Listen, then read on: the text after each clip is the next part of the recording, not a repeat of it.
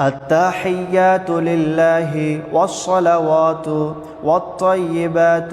السلام عليك أيها النبي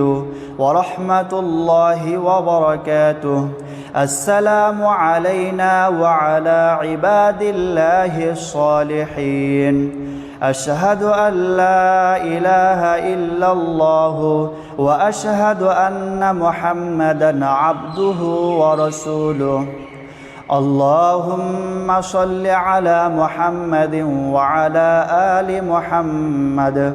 كما صليت على إبراهيم وعلى آل إبراهيم إنك حميد مجيد اللهم بارك على محمد وعلى